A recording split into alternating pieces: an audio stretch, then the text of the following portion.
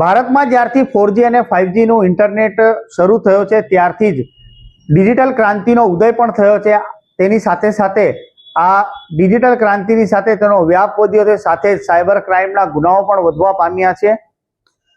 આજે કામની શોની વાતની અંદર અમે આવા જ એક સાયબર ફ્રોડની વાત કરીશું, જેમાં આજકાલની યુવા પેઢી ખાસ કરીને ટીનેજર્સ બાળકો 13 વર્ષથી 25 વર્ષના વચ્ચે એ લોકો ઓનલાઈન ગેમિંગની દુનિયામાં એક પ્રકારે જુગાર રમી રહ્યા છે। તેમના મા બાપની, તેમના દાદા દાદીની, તેમના પરિવારની જીવનભરની કમાણી આ જુગારમાં વેડફી રહ્યા છે, સાથે જ સાયબર ક્રાઇમનો ભાગ પણ બની રહ્યા છે।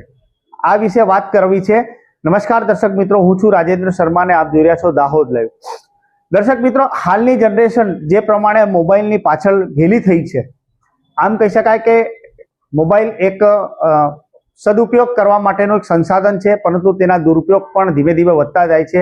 આજની દ્રષ્ટિએ વાત કરીએ તો અડધો હિન્દુસ્તાન રીલ બનાવવામાં વ્યસ્ત છે, ત્યારે અડધો હિન્દુસ્તાન રીલ જોવામાં વ્યસ્ત છે, અને જેટલા અમુક જે ટીનેજર્સ બાળકો છે તેના કેરિયરને એક સાઈડ મૂકી અને ગેમિંગની દુનિયામાં ભરાઈ ગયા છે। એમ કહી શકાય કે શોર્ટકટ અપનાવી જુગાર રમવાની લાલચમાં ભરાઈ ગયા છે, અને જુગાર પરિણામ સ્વરૂપ તેનો ઘર બરબાદ થઈ જાય છે, તે બરબાદીના રસ્તે જતો રહે છે, તેનું ભવિષ્ય અંધકારમય બની જાય છે। મેં દાહોદ ડિવિઝનના ડીવાયએસપી જગદીશ ભંડારી પાસે પહોંચ્યા હતા, તેમને આ બાબતે સિલસિલાબંધ વાત કરી હતી। શું કહ્યું હતું તેમને જોઈશું આ રિપોર્ટમાં। સાયબર ફ્રોડના ભાગરૂપે કે સાયબર ફ્રોડના એક પેટા પ્રકાર તરીકે જે ઓનલાઈન ગેમિંગ છે કે ગેમિંગ એપ છે, એમાં થતા ફ્રોડને પણ કે એમાં થતી લાલચી લોભને પણ સમાવિષ્ટ કરવામાં આવે છે અથવા ગણી શકાય છે। આની એક પદ્ધતિ છે કે જે અમે અસંખ્ય કેસોમાં અનુભવી છે કે અવારનવાર જોઈ છે, આરોપીઓ પણ પકડાયા છે કે એમાં એવું બનતું હોય છે કે કોઈ વ્યક્તિ છે કે કોઈ ઓનલાઈન ગેમ રમી રહ્યા છે। એ ગેમની અંદર બે પ્રકારના ફ્રોડ થાય છે। એક ગેમ થકી પોતાનું એક્સેસ આપીને પોતાનું એકાઉન્ટ હેક થાય છે એપ્લિકેશન થકી, અને સેકન્ડ એ છે કે ગેમની અંદર લાલચમાં આવીને અલગ અલગ સ્ટેપ બાય સ્ટેપ આગળ વધવા માટે કે પોઈન્ટ્સ ગેઇન કરવા માટે કે અલગ ઇક્વિપમેન્ટ ગેજેટ છે એ ગેમના ભાગરૂપે મળશે, જેથી ગેમમાં આગળનું લેવલે આગળના તબક્કે પહોંચી શકાય છે કે ઇનામ મળશે। આ પ્રકારની એક સાયકોલોજી સેટ થાય છે, ને એના થકી લોકો પૈસા એમાં રોકી અને પછી અલગ અલગ પોઈન્ટ્સ ખરીદતા હોય છે। એ પ્રકારનું એક સાયકોલોજીકલ જાળમાં ફસાતા જતા હોય છે કે છેલ્લે ખૂબ મોટી રકમ ત્યાં રોકીને એમાંથી પૈસાઓ વાપરતા હોય છે। અને એક થર્ડ મુદ્દો એ છે કે એમાં જેમાં ડાયરેક્ટ જ ઓનલાઈન ગેમિંગના ભાગરૂપે જે જુગાર છે એ ઓનલાઈન સ્વરૂપમાં રમાતો હોય છે કે જેમાં તમે પૈસા રોકો છો અને તમને વળતર આપવાની કે એમાં એક લક ચાન્સ કે પોતાના નસીબના આધારે મળશે એ પ્રકારનું જોખમ લઈને લોકો રોકતા હોય છે।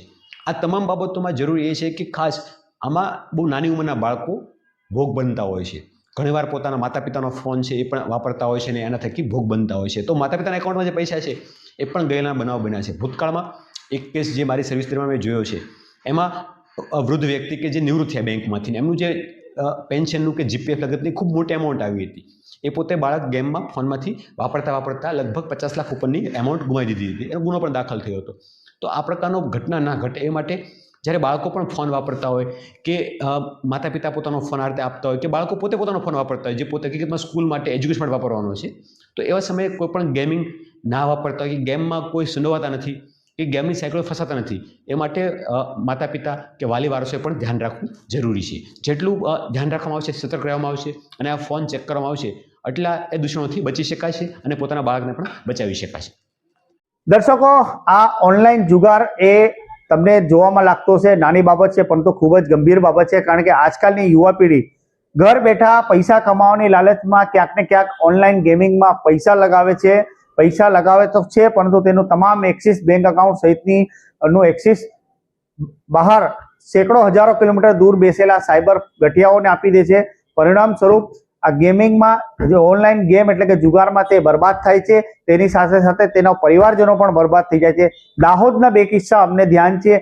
એક કિસ્સામાં એક દાદા જેને આખી જીવનભર નોકરી કરીને તેના પીએફના ટુકડા પૈસા 60 લાખ રૂપિયા જમા કર્યા હતા, અને એ પૈસા એના રિટાયર થયા પછી વૃદ્ધાવસ્થામાં તેનો આશરો બનવાના હતા, પરંતુ તેના પોતે ઓનલાઈન ગેમિંગના જુગારના ચક્કરમાં 60 લાખ રૂપિયા જેટલી માતબર રકમ જુગારમાં હારી ગયો।